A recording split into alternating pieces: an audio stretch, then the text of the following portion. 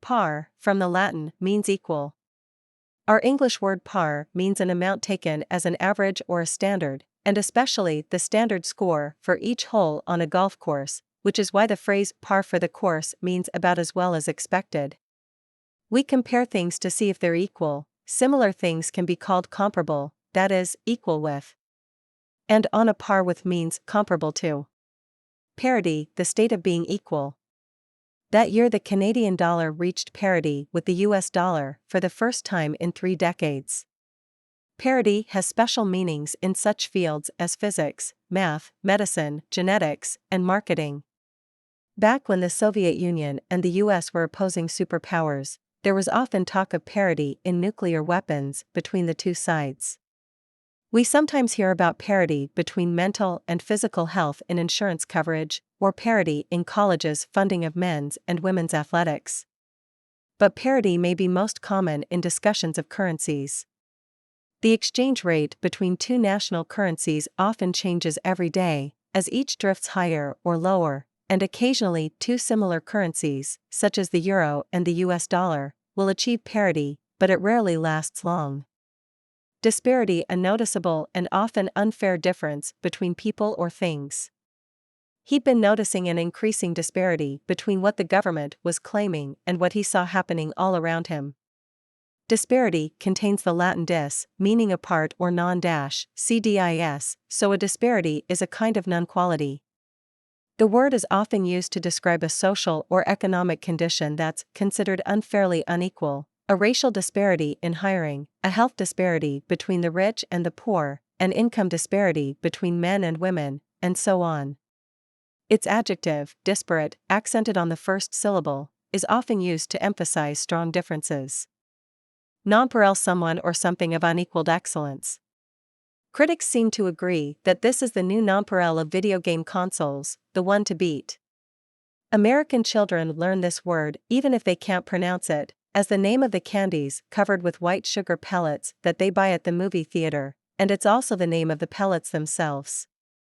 But the more general meaning is common too. Nonpareil is also an adjective. A famous boxing champion of the 1920s was known as Nonpareil Jack Dempsey, when he wasn't being called the Manasseh Mauler. Like its synonyms Paragon and Peerless, Nonpareil is popular as a company and product name. It's also the name of a fruit, an almond, a bird, and a butterfly. Subpar, below a usual or normal level. Because of a severe cold, her performance that evening had been subpar, but the audience seemed to love it anyway. Since sub means below, CSUB, almost anything that fails to measure up to a traditional standard may be called subpar.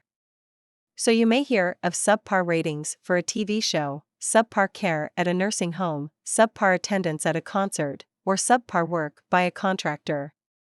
If you played a subpar round of golf, though, you needed more strokes than you should have. PHOB comes from the Greek noun phobos, fear, and it shows up clearly in our noun phobia, meaning unusual fear of a specific thing.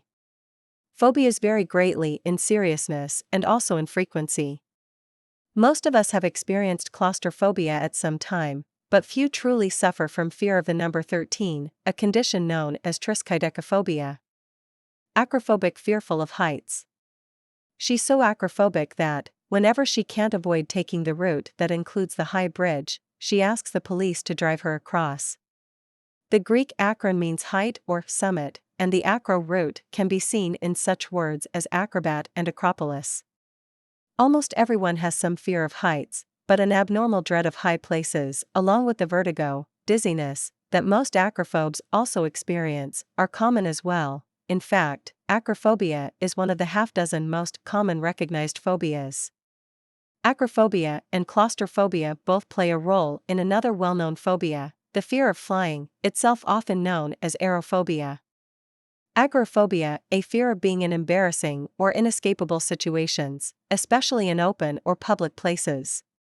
After barely surviving a terrible attack of agoraphobia in the middle of the Sonoran Desert, he finally agreed to start seeing a psychologist. The agora was the marketplace in ancient Greece, thus, agoraphobia often involves fear of public places and crowds. But it also may involve fear of being in shops, or even fear of being in open spaces, or fear of traveling alone. It may also be a fear of experiencing some uncontrollable or embarrassing event, like fainting, in the presence of others with no help available. Agoraphobia can be hard to understand for those who don't suffer from it, especially because it can take so many different forms, but it is often a serious and socially crippling condition. Xenophobe: one who has a fear or hatred of strangers or foreigners. A Middle Easterner reading the U.S.'s visa restrictions might feel that the State Department was run by xenophobes. Xenophobe is partly based on the Greek noun xenos, meaning stranger, guest, foreigner.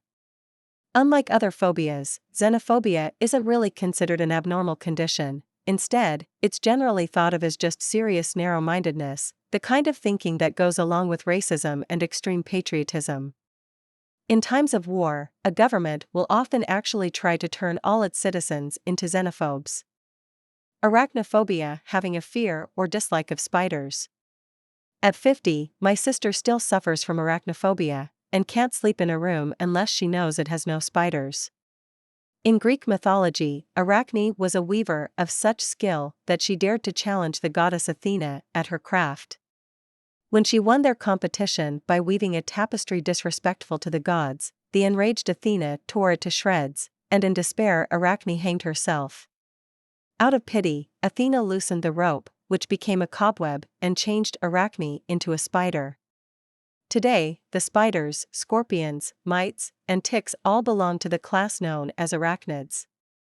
Arachnophobia is the most common of the animal phobias, but many people suffer from similar phobias regarding snakes: ophidiophobia, dogs, cynophobia, and mice and rats, musophobia.